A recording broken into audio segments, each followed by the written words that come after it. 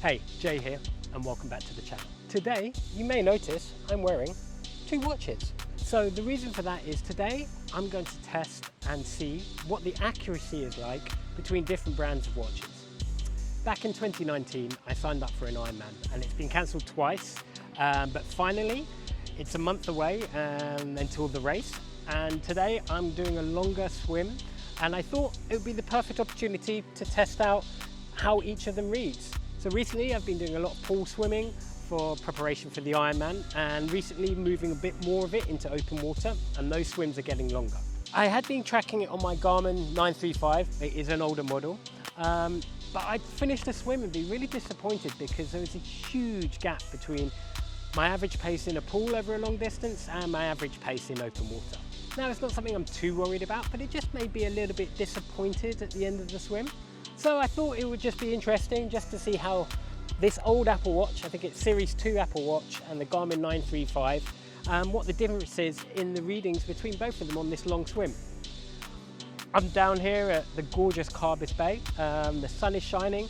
It's a little bit choppy for Carbis Bay. I love this place for longer training swims because you can swim the width of the bay back and forth really easily, and even if over in the distance there Gwythian and the surf is firing and you've got like big waves, here is normally relatively calm. So what I'm doing today is a longer swim and also practicing some of my race nutrition.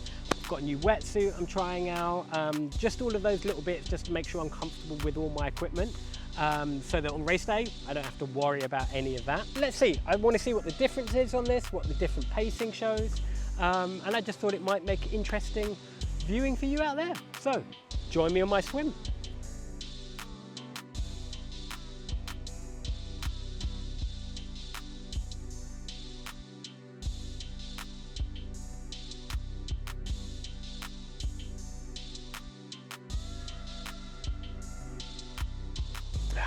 All changed now, and time to look at the results.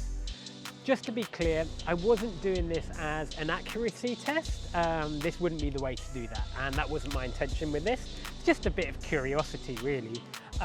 There is a guy who blogs, vlogs, he's got a YouTube channel, website called DC Rainmaker. If you do want to look up accuracy of different fitness devices, he does drones, action cams. His stuff is incredible, extremely scientific, detailed. He talks really fast, by the way, that's the one thing to keep up, but really in-depth reviews of all this type of fitness tech, etc. So he's great to check out if you want to check out that type of content.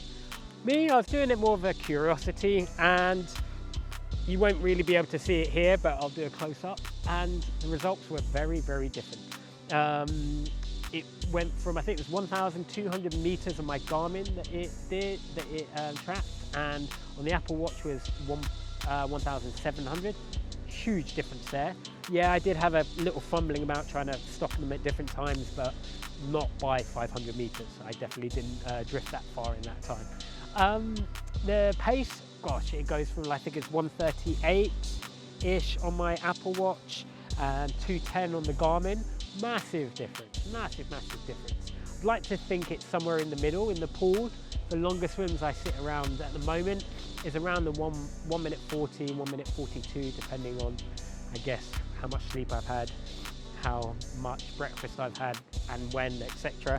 But so that's where I sit in the pool. Should technically be a bit faster both in salt water because you're more buoyant, and with a wetsuit, again, more buoyant and streamlined. So I guess the Apple Watch probably, compared to what I know, is probably closer to the truth.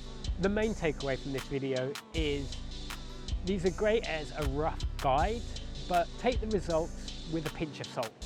If you don't have a pinch of salt, I normally have some in my eyebrows, so you're welcome to borrow some, but don't get too disheartened by what you see on your fitness tracker, or maybe too over enthusiastic about what pace you're doing. Take it as a pinch of salt. They're great for getting a guesstimate of how far you've swam, but it's not something to get disheartened about or to bow down to. In the pool, they're going to be more accurate because you input the distance, the length of the pool, and it's key to, in open water, to understand how they do work. So it all depends on the algorithm. I have two quite old model watches that I use. It's fine for what I do. The newer ones are guessing probably more accurate, but because GPS doesn't work under the water, it has to connect every time your arm is out of the water. That's why it wouldn't be that great on breaststroke when your arms are underwater all the time, because it gets no GPS connection.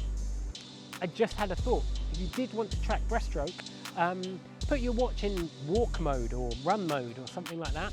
Tie it to the outside of your tow float where it's always going to have a connection with the satellite. Then at least you'll get an accurate timing and distance. And when you get back on shore, you can do the calculations. I can't work out the calculation right now, something divided by something. If you do, put it in the comments below, and then you'll get a great reading. Same for when you're doing freestyle. If you really want an accurate reading, that's going to probably be the better way. But there you go. Just thought while I was doing that longer swim, I'd test it out. It was more for my own curiosity. Hopefully you enjoyed it. If you enjoy this content and want to see more, we have tutorials, we have swim adventures, we have gear guides. Hit the subscribe button below, and until then, happy, but more importantly, safe swimming.